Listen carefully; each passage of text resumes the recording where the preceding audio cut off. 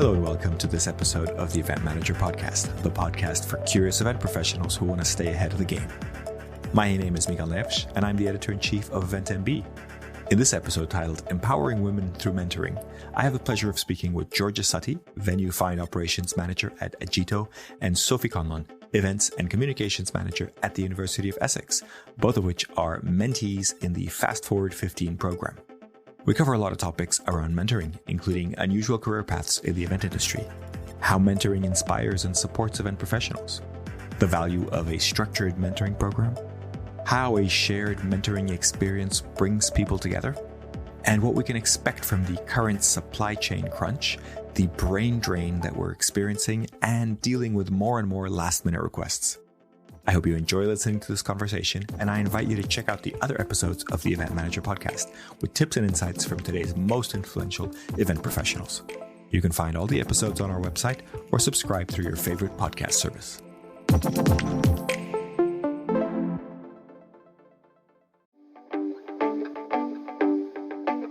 Now for a word from our sponsors, PHL Life Sciences, a division of the Philadelphia Convention and Visitors Bureau. Host your convention or trade show in Philadelphia, one of America's leading life sciences hubs. PHL Life Sciences, the first and only CVB division of its kind, will connect you to the professionals at the forefront of your industry and to a culture you can only find in Philadelphia. A city known for its rich history that's forging a bright future, Philadelphia challenges the expected and defies convention. A world of discovery is waiting. Visit phllife.com to learn more.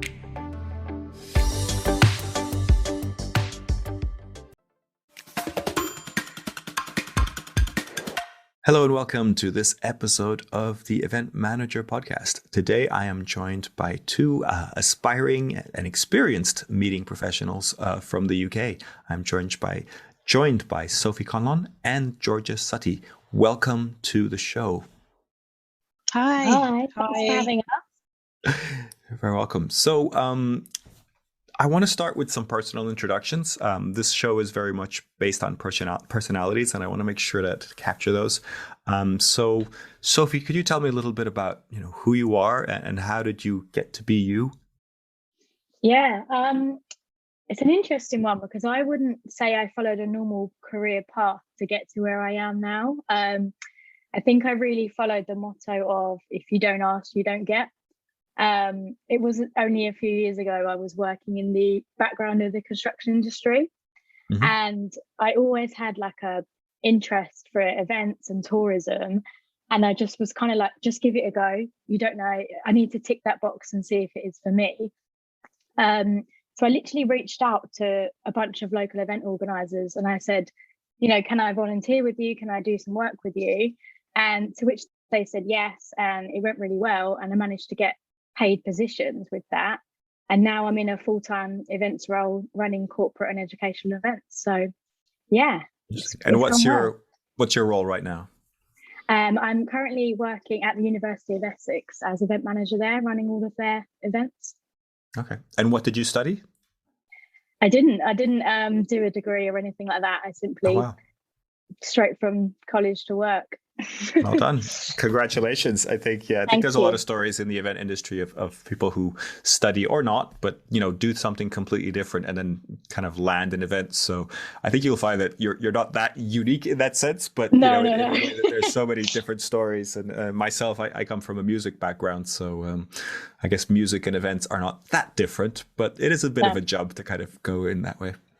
Yeah. And Georgia, would love to kind of hear your story as well. Yeah, so I actually grew up in like the hospitality business. My father was a general manager, so from a wee diddy dot, I have moved around a lot, and I think must be in my blood.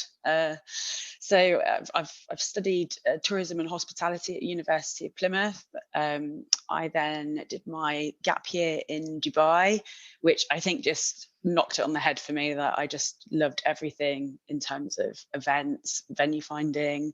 And yes, so I've now been in the industry for about 17 years. And I'm now working at Agito, which is an agency for business travel, and I'm the venue find operations manager. So I've been able to progress through from working on reception and making tea all the way through now to heading up my team here. Brilliant. So Congratulations. Thank you. So a bit of a fun question, but I think it touches on an interesting point. How do you explain to your friends and family, and I'll start with Georgia, what you do, and maybe not the ones that are in the industry, but the ones that are outside the industry? How do you tell them? How do you explain it? My mum still doesn't get it sometimes. I'm just like, just think of a big conference where, if she's actually a nurse, I think, imagine like you're going on a training day, that kind of thing. That's what I would help, my team would help organise. So that's what I tend to tell her. Or, I just said, imagine any kind of event that you would attend.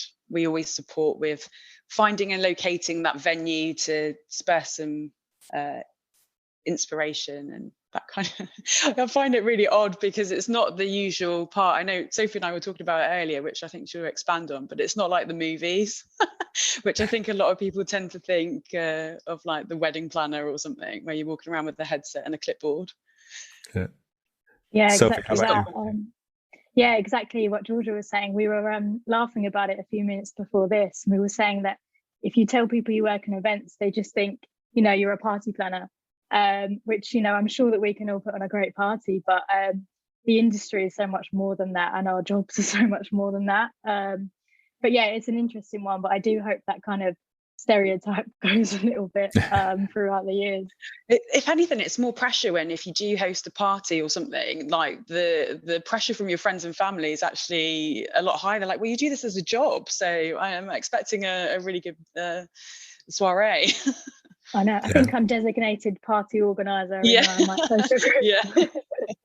Absolutely. So, I mean, this is a bit of a fun question, but it always raises an important point, that idea that people find it hard to understand what the event industry is and how it works. And so I wanted to kind of maybe start with you, Sophie, in terms of, in your view, why are events so important? Because, I imagine you're in this, obviously, it's your job, you make money from it, but you must believe in events doing something special or doing something that's not common and therefore being worthwhile. And how do you think that works out? I mean, why do you think events are important in the global scheme? Do you know what? I think it creates a sense of purpose for people. It's something different in their Monday to Fridays. It's something people can look forward to. And it's sort of like the groundings to, enjoyment in life a little bit, because there's so many different types of events on. People's lives are based around events. And it really does bring people together. And I think it's so important as well, because overall it will improve people's well-being. Life itself, really, I think. Mm-hmm. Hearing you say that, I'm kind of thinking, okay, well, through the pandemic, we definitely had a bit of a shortage of these moments, right? Exactly. Yeah. And it really did go to show, without events, we were a lot unhappier. So, yeah, definitely. Georgia, you agree? Yeah, absolutely. I think it contributes to your social well-being. I think Sophie just touched on that exchange of ideas. I'm one that when I have a face-to-face, I was actually at a venue yesterday having a strategy day with two of my colleagues, and that networking part of being able to bounce ideas off each other, it really does help. And then outside of the actual events, even just meeting people of all professional levels that you haven't before, it increases your confidence. I just think it opens up further opportunities, especially if you've never started out in certain ways, or there's a wealth of experience out there to kind of draw upon. And it's not just, I think, about work either. It's also about, sometimes of that just general life stuff, which I think we've not done, and especially over like Zoom and stuff. You just talk about work and then it's like, right, next meeting, move on. You don't have that fun interaction and laughing about something that happened with your dog at the weekend, or that kind of thing. So yeah, definitely there's a whole realm of why events are important, and I'm so excited that all the face-to-face stuff is now coming back. Great. It's keeping me busy. Oh yeah. Well, that's a good sign. That's good news. So I wanted to touch on the Fast Forward 15 mentoring program. I know you're both part of this mentoring program. I think a lot of people listening may not be familiar with what it is. So would one of you be able to give me a short description of what it is and how it works? Yeah, sure. So it's a mentoring scheme that was founded by Faye Sharp. She actually recently received an OBE as well. So she set up the team in 2014, and it's a not-for-profit mentoring scheme. So basically, she did it because around, I think, 75% of the industry being female, but less than 20% are in the kind of the top positions. So the scheme was kind of to provide impartial advice, support, that planning for your career and progression for women in the events industry. So that's kind of it in a nutshell. There's 15 of us, ironically, and we all got paired up with an industry, expert that can impart some of their knowledge and support us in our kind of our own personal goals. It doesn't always have to be work related either. Like me personally, I had a goal to buy my house this year, which I've done. I've moved in, and that for me was thank you. That was a really big step in taking that next leap in a personal part. But then separately we talk about work stuff as well. And Sophie, could you tell me a little bit about how it works in practice? I mean, is it structured? How often do you meet? How does that all work? Well, when you have your interview, they kind of get to know what goals you want, what your interests are, and then you get, as Georgia was saying, a designated mentor. There are initially 10 mentor sessions that you have per year, and we have some educational days as well. We've got one next week in Brighton, which is basically all of us girls get to meet, and we're all really excited about it. And we get to meet and learn from Faye and industry leaders there, and they basically run workshops for us on like confidence building, CV workshops, how to achieve your goals, how to even work out what your goals are. They do educational days like that, which are really brilliant. And then with the mentor schemes, you get allocated 10 per year, but I've always found it really does depend on your relationship with your mentor. Like if I phoned mine up now, they'd have a chat with me and would have a meeting, and they actually are available there for you at all times, which is great. And the reason why the program's also so amazing is because the mentors are doing it all for free. They don't get paid to do it. And I just think it's incredible how these men and women want to help us in our careers. So yeah, it's a really rewarding program, and I would recommend it to any female in the industry. Wish you lots of luck with that. I think hopefully people listening to the podcast will still be in time to register. If not, absolutely, yeah, we are. If not, I mean, I wanted to, before we kind of move on, I wanted to just make sure we really capture all the benefits of this kind of mentoring program. I mean, is this the first mentoring program that you've been a part of? I've done one internally with work before, but I think because you have a mentor that is completely out of your day-to-day and out of that workspace, you really do get a different point of view. You get a sounding board that's not aligned to what your objectives are or what the company is trying to do. So I found that really beneficial in having someone that can give you a completely different perspective on something that's probably out of the norm. And I think I like that, and I like the challenge and the thought process of someone that you haven't worked with before. So for me, that's a massive bonus point.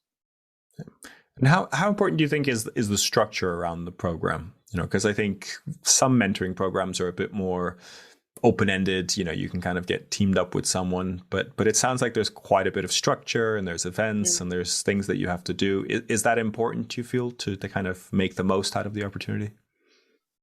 Absolutely, because you reflect, after each session that you have with your mentor, you're able to reflect on it, you're able to jot down those notes, which is then collated as well. So I think having that structure gives you a plan as well as how that time goes on, and exactly what little goals are you hitting, or have they changed, which is quite especially over the last year. I think everything's completely changed. The goalposts of, is that going to happen? Are those restrictions going to lift? And I think that goes for our day-to-day lives. Our plans and circumstances change, and having that structure enables everything else that changes in your life. You can still follow that process. Sure. Sophie, and in your perspective, for someone who might not be that keen on a mentoring program, might be on the fence, or might be like, well, I don't know if this is for me, this sounds a bit awkward, for whatever reason, they might not be that interested. What would you say to that person to kind of maybe push them over the edge, or, in a positive way? Do you know what I would say? This program has really taught me that you have to jump out of your comfort zone. When I first applied to Fast Forward 15, I had no idea what to expect, and I thought, oh God, these people are going to know, they're going to know so much more than me, and I'm going to feel like a complete newbie and I don't know what I'm doing. But when I started to come to terms with the program and I got into it, I really didn't feel that anymore. And I thought we all are really here to support one another. So if you are thinking of applying, I just wouldn't hesitate, and I would do it because the rewards you see from it are so beneficial to you. And the community that us girls have all built as well is so lovely. Like, I think all of us have won an award, or we've got a promotion, or we've achieved some big life goals. And I would say that is down to Fast Forward 15. So in the past year, it's just such a big support network that you've got. And I think we probably talk every day, don't we, Georgia? Yeah. So all of us talk in some form every day. Yeah. So and it's really great. And I think after our program's finished, we probably won't really know what to do with ourselves. I know. Hopefully it has some positive impacts that you can kind of keep reaping the rewards. Definitely. Great stuff. Are you ready to celebrate your successes in the world of meetings and events? The Skift Meetings Awards are back for 2024, recognizing the most innovative business events companies across 15 categories, and we want you to be a part of it. Winners will feature on Skift Meetings, sending a clear signal to events professionals around the world that these are partners they can rely on. The final deadline for submissions is June 11th. We encourage you to start your submission today to secure the best entry rates. For more information and to start your submission, head to live.skift.com. So I wanted to kind of talk a little bit more bigger picture now. We're at a really interesting time. We're all kind of hoping that events are possible in the next few months and during the next year. I don't want to say that the pandemic is behind us. I don't want to jinx it in a way, but we're all hoping that that we can all do that now. We can all plan events and we can all go forward with these things. What do you think are kind of the big challenges that the industry might still be facing in the next year or in the future, related to the pandemic or not? There may be other challenges that you see coming up ahead. From my perspective, I've found probably the last 12 months probably the hardest. I think the unknown. I think I touched on it before, but that unknown, that movement of restrictions and guidelines has been really, really tough. And the biggest challenge right now is because we lost the wealth of experience from the industry, where people had to maybe pursue other careers. We're now finding in ourselves that the demand is coming up, but we're bringing in brand new, green people into the industry, which is having probably a knock-on effect.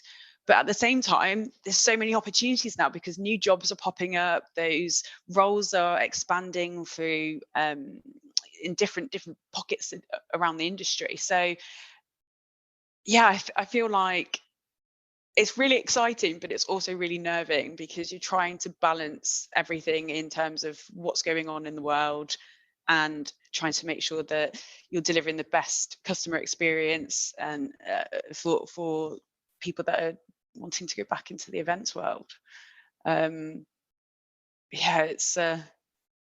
It's been tough. Like, I'm not going to deny that. There's sometimes I've really struggled. But the recruitment part for me at the moment is a lot harder than I thought it was going to be. Yeah. Even I think Sophie and I were talking about even like where to go if you are someone that wants to pursue that career. where do you go for that? Where do you go for that information now to know what you're looking for and to experience that? I think, and that's why things like a mentoring program, kind of looping back in with that, is actually a really good chance for you to explore those avenues.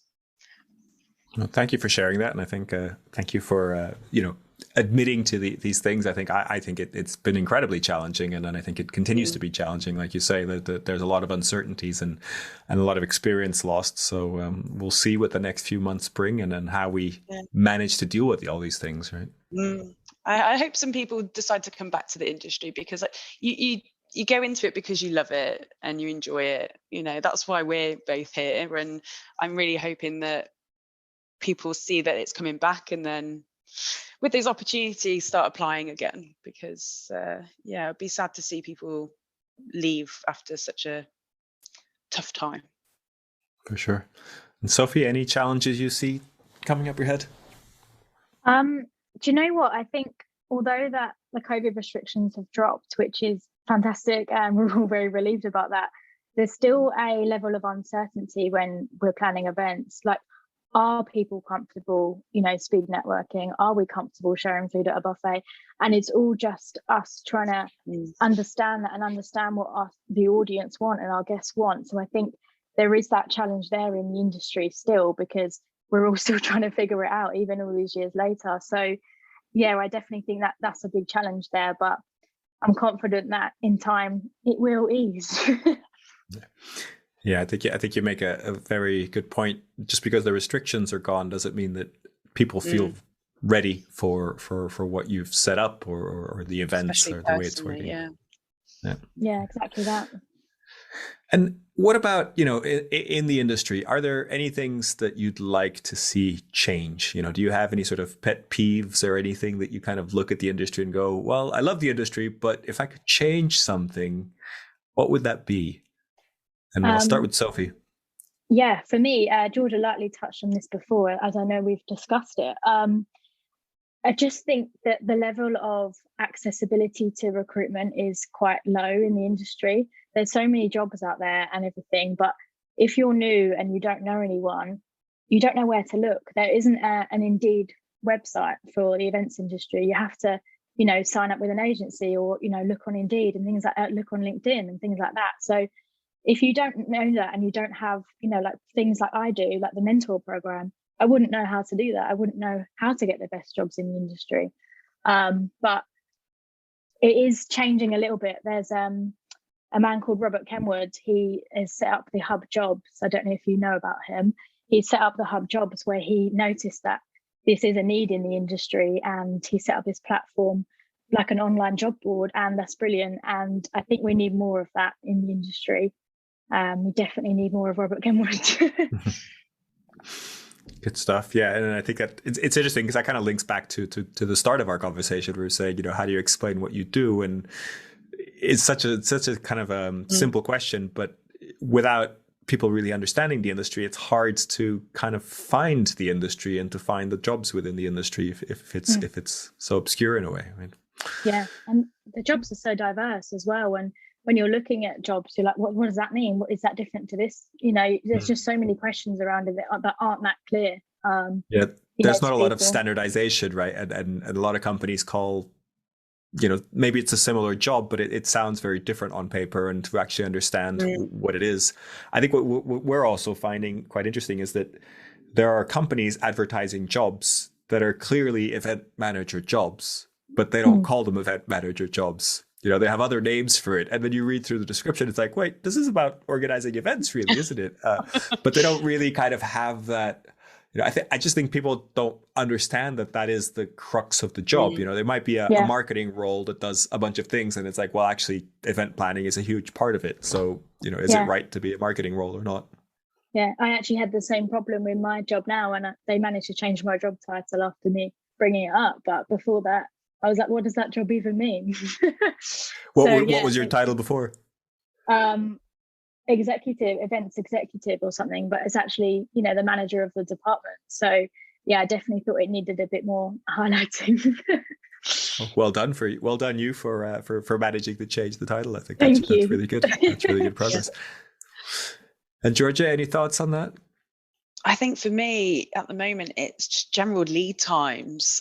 I think everyone is just waiting for, even when it comes to like contractually, that's the one thing that I would like to change at the moment. That just gives us a bit more time to be able to get things organised and boxed off.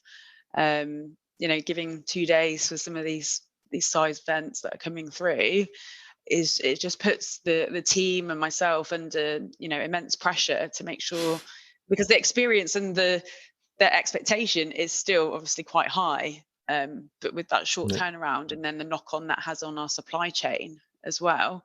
It's just making sure that if you're planning something, try to do it as far in advance as you can. But I know that's difficult at the moment. I know. I was going to kind of ask, well, I totally understand the frustration, but I'm kind of wondering what the solution is, because we've also talked about such uncertainty, right? And companies being so uncertain about when things are going to move forward. Yeah, I think it's having that agreement. It's better to kind of plan or tentatively have something and then be open and honest that that's the situation that you're in. And then we can do the same with our supply chain, so that again, in terms of like if venues are holding space and we're not sure, but it's we have a cutoff date and we agree those in advance, I think that would support it. But at the moment, what happens is it's just radio silence, and then we're trying to search frantically for availability. You're then having to probably approach 20, 30 venues when actually we probably could have had those conversations in advance. So my ask would be try and plan and be open and honest with what your intentions are.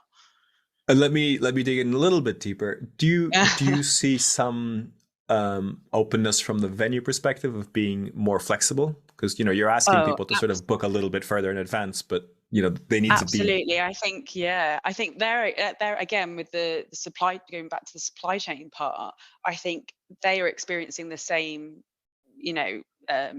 stoppers and blockers in terms of staffing, and even some days there was a time where I rang and they said, I can't help you with the booking for tomorrow, I literally have no staff. So in their respect, they're being open and honest so that we can share that back, so that they like our customers understand the pressures that we're under at the moment. Because I think some people don't think, they've read, it's just back to normal now, restrictions are lifted. It's like, but we're not back there yet. We're getting there, and the recovery will take some time. But yeah, in terms of like contracts, changing things, cancellation terms, venues and suppliers are being so much more flexible with us. No, that's which good I to think hear. It goes a long way. Yeah, I think that's good to hear, and I think hopefully clients get that message as well, just to say, look, let's book these things, and we'll make sure to not penalize you completely. Yeah, it's like an educational piece, isn't it? It's learning changing the way that we've worked for so many years, and it's completely ripping up the book and starting from scratch, I guess. That's what It feels like anyway some days. Well, thank you both for being on the podcast. It's been a pleasure to get to know you a bit better and to understand all the ins and outs of Fast Forward 15 and mentoring programs. I think really fascinating and really empowering. I can definitely see how much it's helped and how much it's really kind of a big part of who you are, really. I think. I mean, I don't know if that's okay to say, but I feel like it's really kind of helped you. Yeah. Good to hear. So I wanted to get a recommendation from you of who we should interview next on the podcast. We always ask this of all our guests, and it always creates a nice little wheel or a nice little cycle that we can come back to and interview people. So I'll take one or one from each of you, if anybody you can think of that you think should be a guest on the podcast. Yeah, Georgia and I were actually discussing this before, and we both agreed on, I think it was 2 people, was Georgia. I feel like because I mentioned Robert Kenwood from the Hub Jobs, I have to bring him in on the next podcast. And also we've got Charlie, she's one of our mentees on our Fast Forward 15 program. She set up her own event company during COVID, so she'd definitely be a really good one to talk to. And I suppose it's focusing on all the recruitment and staffing part as well. So these 2 are probably quite apt for, based on some of our discussions today. Absolutely. It sounds like you're not only thinking of the challenges, but also figuring out the solutions and supporting people that are figuring out those solutions. Right. So very happy to have those recommendations. Thank you again for being on. I hope you enjoyed being on the podcast, and everybody listening, I hope you Lovely. enjoyed Thank the you so interview as much. well. Thank you very Thanks so much much for having us. us. Thanks. Bye. All the best. Bye. Thank you for listening to this edition of the Event Manager Podcast. Please subscribe and rate the podcast wherever you get your podcasts. For the latest news and the best articles on technology and innovation in the event industry, head over to eventmb.com.